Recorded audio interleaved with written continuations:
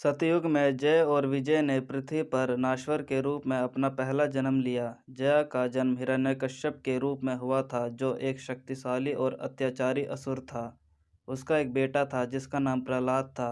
प्रहलाद विष्णु का परम भक्त था। हिरण्यकश्यप अपने ही पुत्र की किसी और के प्रति भक्ति से ईर्ष्या करता था और उसे यह बिल्कुल पसंद नहीं था। उसने कई बार अपने बेटे को मारने की कोशिश भी की, लेकिन कभी सफल नहीं हो पाया। एक बार उसने महल में एक स्तंभ की ओर इशारा किया और अपने बेटे से पूछा कि क्या उसका भगवान उसमें होगा, क्योंकि भगवान को सर्वव्यापी माना जाता है। प्रहलाद ने हाँ में जवाब दिया। उत्तर से क्रोधित होकर हिरण्यकश्यप अपनी गदा उठाकर स्तंभ को तोड़ दिया।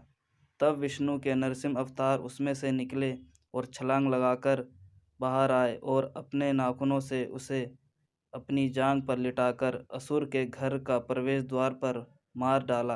यह करने से उन्होंने ब्रह्मा से हिरण्यकश्यप को मिला हुआ वरदान को चतुराई से दरकिनार कर दिया, जिसमें कहा गया था कि कोई भी मनुष्य, देवता या जानवर उसे नहीं मार पाएगा, ना तो दिन में और ना ही रात में, ना जमीन पर, पानी या आकाश पर, और ना ही उसके घर या उसके बाहर, चाहे वह धरती पर हो, स्वर्ग में हो या पाताल लोक में, और ना ही किसी शस्त्र से।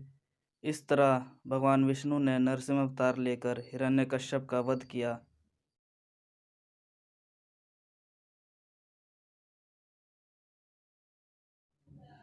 अपने दूसरे जन्म में जया का पुनर्जन्म महान राक्षस रावण के रूप में हुआ। वह एक कुशल योद्धा और एक बुद्धिमान, ज्ञानी और पंडित भी था, और वह बहुत ज़्यादा विद्वान भी था। रावण ने लंका पर शासन किया, जहाँ रावण की प्रजा भी रावण की पूजा करती थी। वह शिव के सम्मानित और शिव के सबसे बड़े भक्तों में सबसे बड़ा था। परंतु जैसा कि नियति में लिखा था, वह नाश्वर दुनिया में भगवान विष्णु का दुश्मन बन गया। अपने भाग्य को पूरा करने के लिए उसने भगवान विष्णु के अवतार राम की पत्नी का अपहरण कर लिया। रावण सीता माता का अपहरण करके अपनी लंका ले गया। राम भगवान अपनी सीता को खोजते हुए श्रीलंका तक अपनी पत्नी सीता को छुड़ाने के लिए आए। पहले अहंकार से रावण ने राम और उनकी सेना के प्रयासों का विरोध किया और माता सीता को अपनी कैद में रखने के फैसले से विचलित नहीं हुआ। राम और रावण के बीच में युद्ध काफ़ी दिनों तक चला। युद्ध करते करते काफ़ी दिन भी बीत गए थे।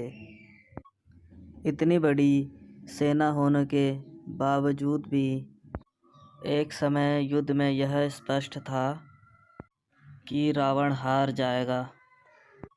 युद्ध करते समय आखिरकार राम ने रावण को मार डाला और इस तरह उसने विष्णु के नाश्वर शत्रु के रूप में अपना दूसरा जीवन पूरा किया और राम के हाथों मरकर रावण को मुक्ति भी प्राप्त हुई।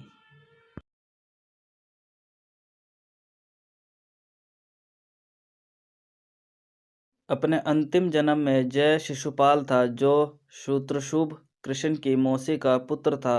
वह 3 आँखों और 4 भुजाओं के साथ पैदा हुआ था और यह भविष्यवाणी की गई थी कि जो व्यक्ति उसे इस बीमारी से ठीक करेगा, वह अंततः उसे मार भी डालेगा।